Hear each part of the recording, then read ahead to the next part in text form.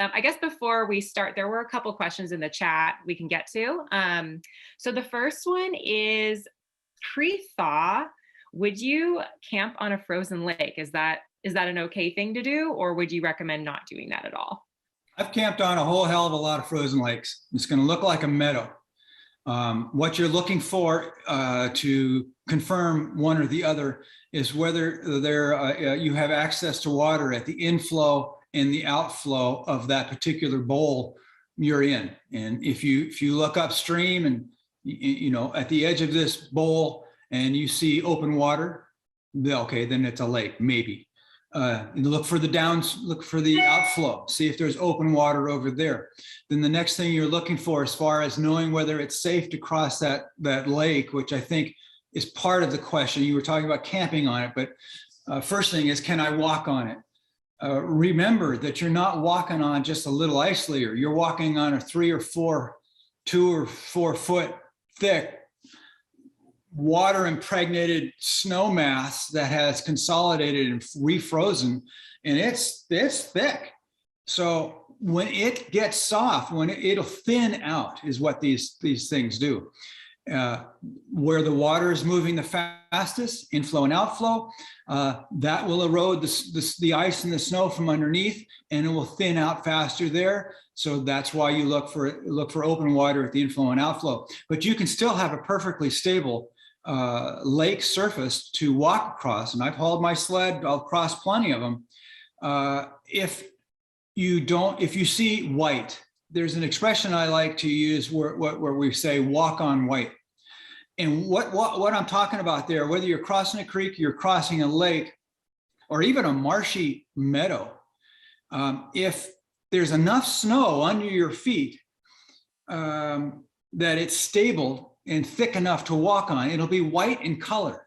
If it's starting to thin and you're getting a lot more moisture coming up toward the surface now because the whole thing is thinner, then the surface color will be a little more gray, a little more blue, a little darker.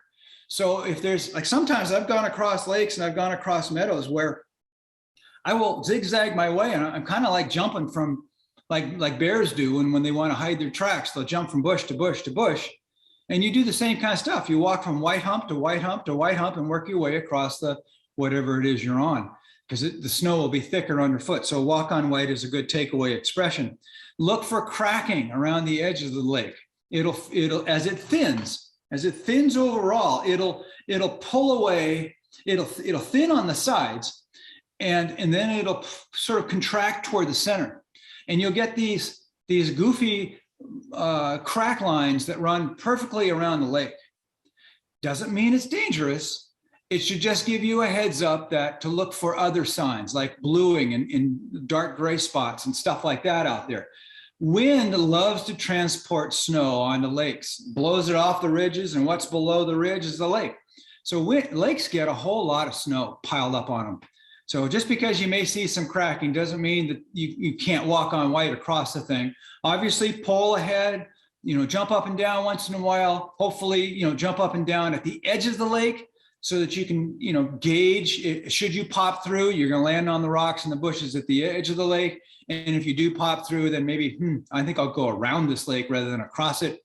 So can you camp on a lake? Hell yeah. What if that lake is completely frozen? There's no open water on the inlet or the outlet. Now, what do you do for a water supply? Dig a hole. I've done this many times, many times, camping up high in the Sierra. An ice axe will help a whole lot better for digging, because you can use the adze.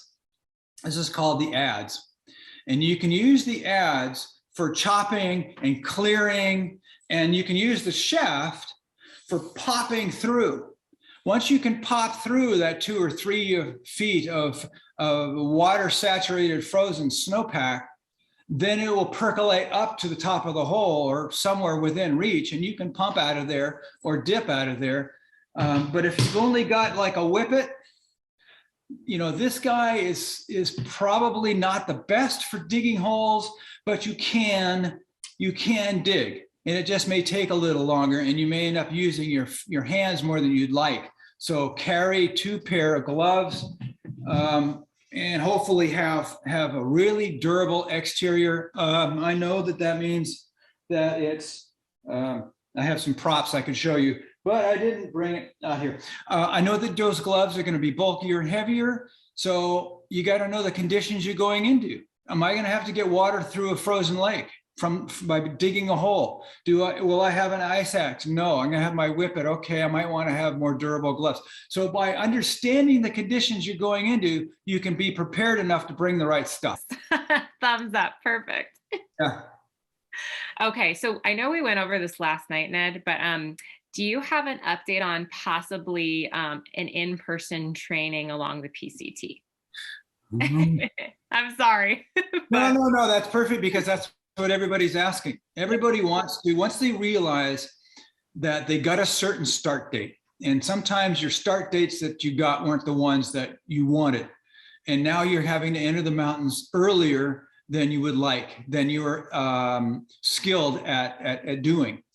Now you're going to have to take a class, you're going to have to understand something. And clearly, guys, I used to do a 3-day weekend thing, and we'd really do a lot of over snow navigation. We do a lot of distance walking, so people could realize that, you know, trying to do 5 miles in really soft snow it'll take all day, you know, and that some of these concepts simply do not sink into people's heads, because they've never been out in it. They never had to wrestle with the idea and actually physically do it. So having at least a 1-day class, a clinic, where you talk about a lot, but you're actually out in it, you can feel differences in the snowpack. You can understand that by doing certain techniques in balance control, you can avoid the fall, and you get the feeling. The feeling is priceless. We can understand. So there's an expression, Carol, maybe you remember it. There's an expression about I listen, I hear whatever, but I remember better by doing, is what I'm getting at. And that's totally true. Now, will I be able to teach any classes this year, or are there any classes out there designed for summer hikers who want to hike on the bumpers, the border seasons? Like fall and spring? Most schools are catered toward a bigger audience. We're not the biggest audience yet, but we are growing. So you'll find a lot of climbing schools. You'll find a fair number of backpacking type things. Hey, let's go down to Peru and do whatever. You guys are a select bunch. And that's why I started mountain education, based on my 1974 through hike, where I realized people are freaking dying in the mountains in the spring because they're leaving college. For example, a thing that happened to me on Mount San Jacinto, I rescued 5 people who thought they were going to die in the middle of the night. I found them out in the meadow, and they were wearing tennis shoes and shorts and t-shirts. And the 3 of the 5 of them were already hypothermic, and they didn't know where the trail was. They had no clue what they were walking into in the summer. But anyway, so if you can find a school somewhere, and here I have to direct you to the most likely source that caters to the summer hiker wanting to get out on snow, then that's the killer thing. Where are they going to be? They're probably, because it's a smaller audience, they're probably going to be in the community colleges in mountain towns. So they're in a mountain town, there's snow right there, maybe there's a ski area right there. You know, I'm thinking of South Lake Tahoe, for example, where I taught for 8 years an EMT class, and we had a wilderness program. So go online, go look at these, find a town, look at the college nearby, see if they have a wilderness program. They're probably going to have a backpacking thing. They might have avalanche classes because they're right there at the ski area. The ski area people need to be certified in avalanche rescue. They got to go to a school somewhere. Some of this stuff will help you get prepared to get the skills you need to, 1, learn how to walk on snow, various angles of it. Learn how to identify the structure of the snow. How stable is it? Is there a way to predict if it's going to move suddenly or not before I go out on it? 3, how to navigate when you can't see the trail. There's no trail signs in the trees. There's nothing. How do you know where the hell you're going? Well, you can cheat. And learning how to cheat is really the name of the game.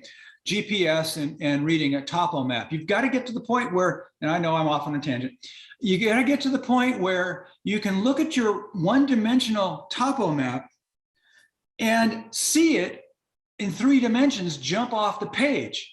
You've got to be able to get to that point. And it's not that rough, especially if you've got someone who can take you out on the snow and show you by taking the map and learning how to orient this thing based on what you see and what you see.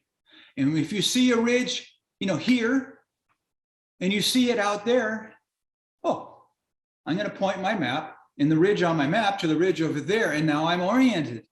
Now everything else around you falls into place, and you know where you are, and you know the dangers that are in certain areas because of what the map tells you. So then you know where to go.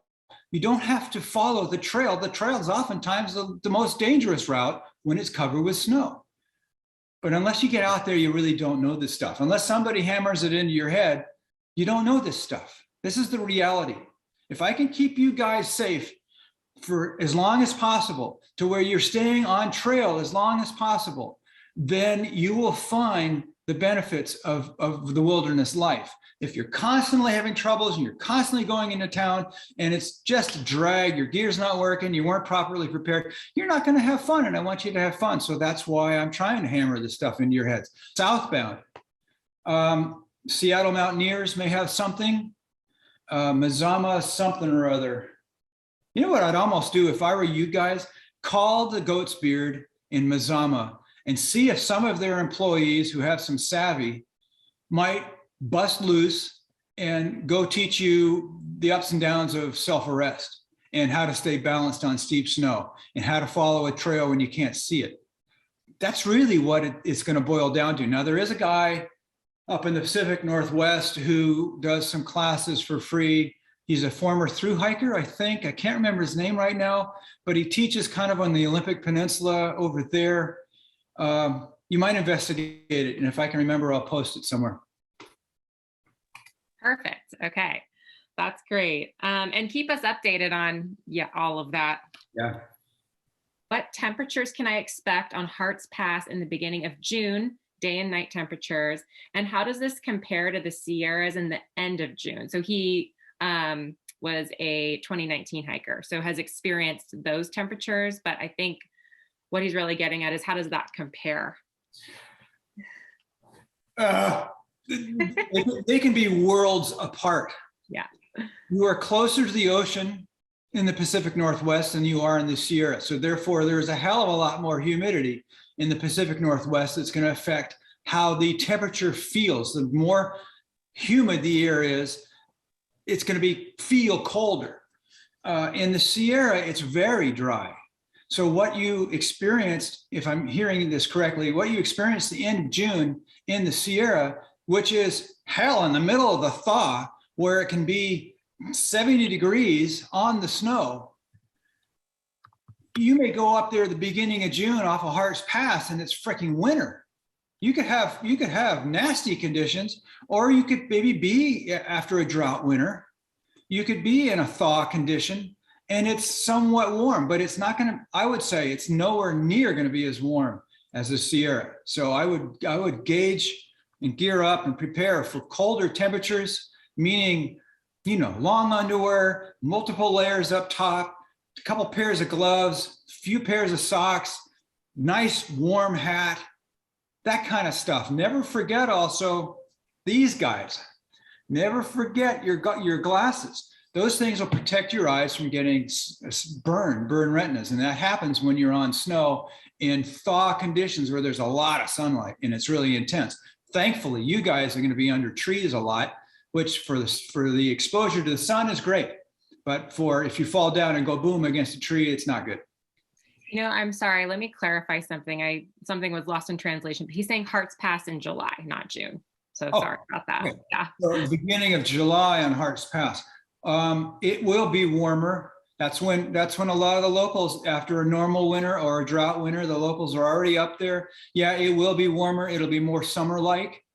The beginning of July, you'll still have long stretches of snow fields. These aren't patches of snow. There'll be entire open bowls that you're going to have to traverse, go up, down, or across. We call them snow fields. And yeah, it could be pretty warm. So, it's going to be, it's going to be like what you experienced. Okay.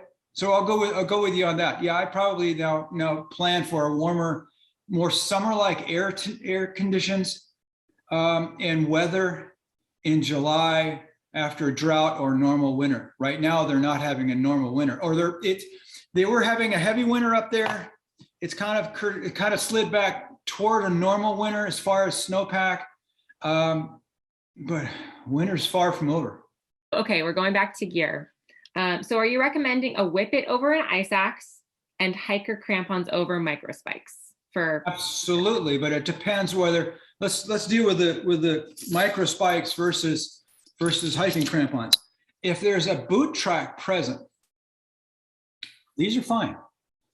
The key is that the trail is flat side to side, and just kind of hammer it home. Here's your slope again. You need to go across the slope. If the slope has been packed, you're not going to be walking on this surface. You're going to be walking on this surface. There's going to be a flat trail pounded in the surface of the snow. So therefore, micro spikes with their, little teeth. I don't know if you can see, they're pretty little teeth compared, whoops, there we go. So if you're going to be a forerunner and you anticipate consolidated snow that's hard, this is the only way to go. Will hiking crampons work in softer snow? Hell yeah, big deal. Will these work on hard surface?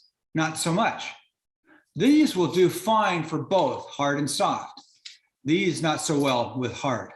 So it's going to depend upon, and this, you guys all have to do this, in the couple of months before your start date, start catching up on what kind of storms have been blowing through the Pacific Northwest.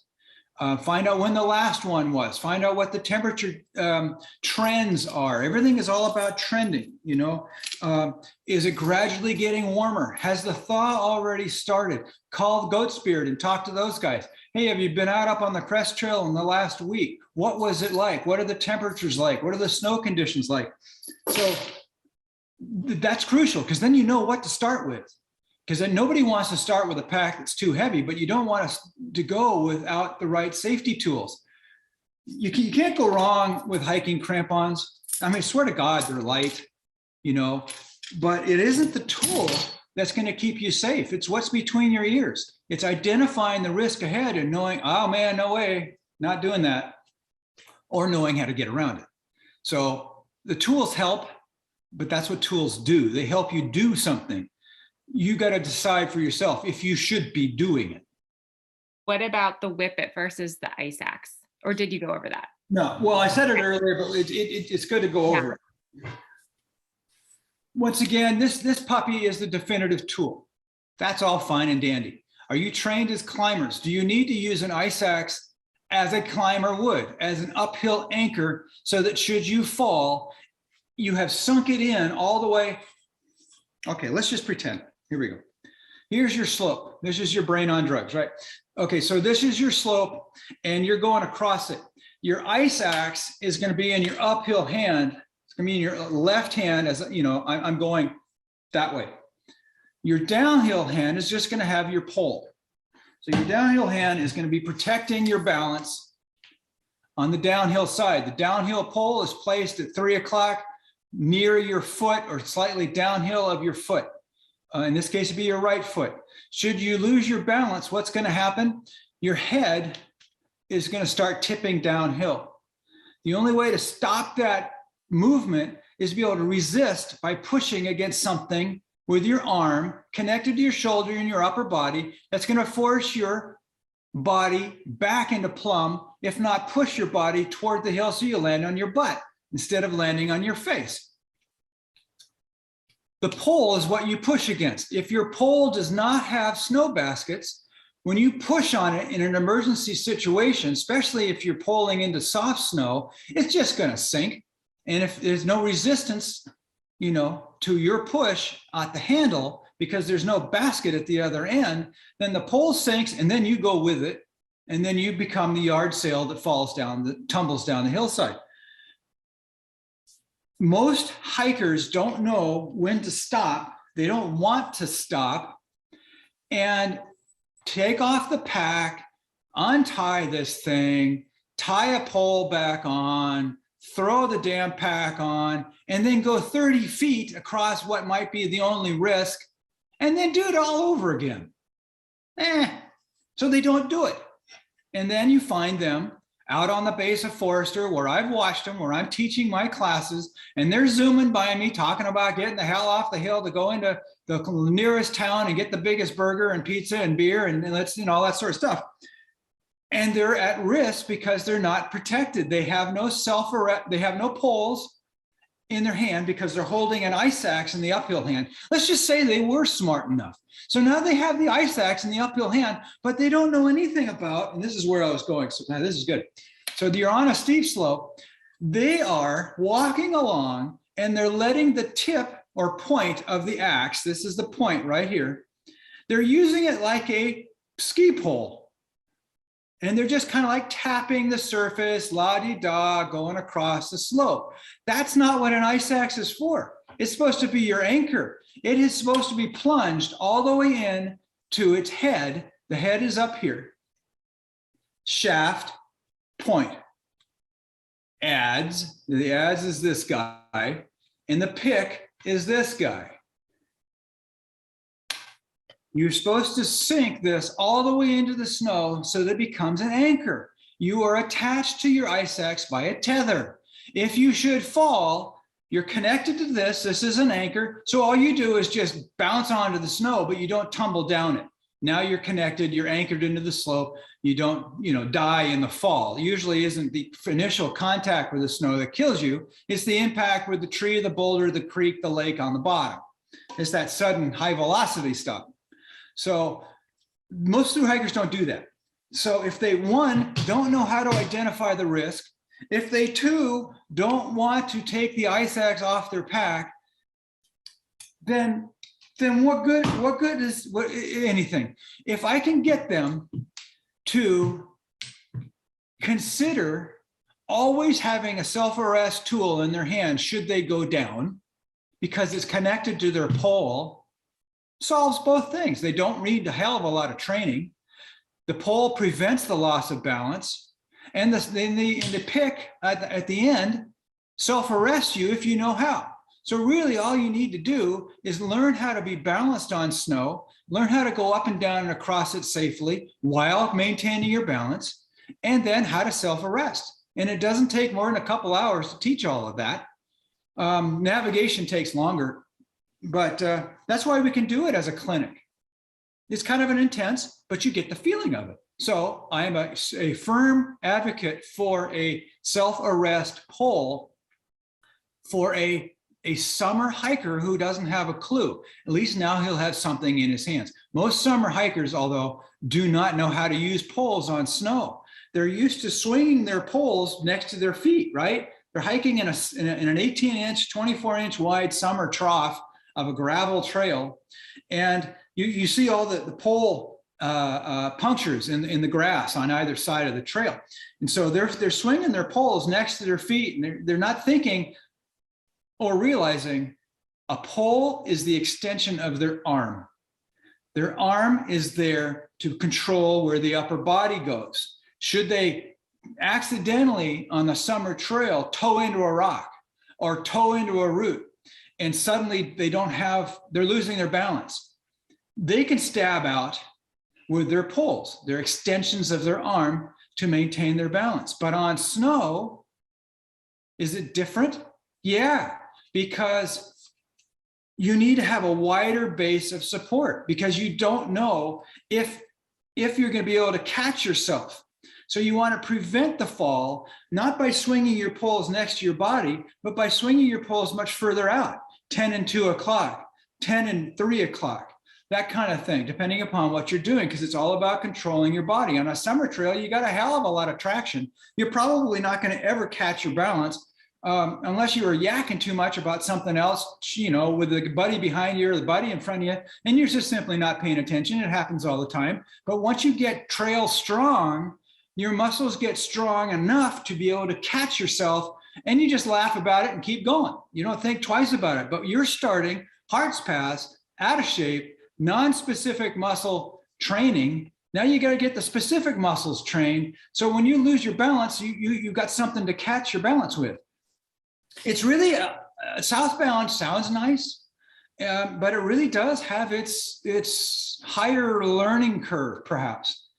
You know, timing wise, it's kind of nice because you can start late, but condition wise, the condition of the environment and the condition of you, it's not the best.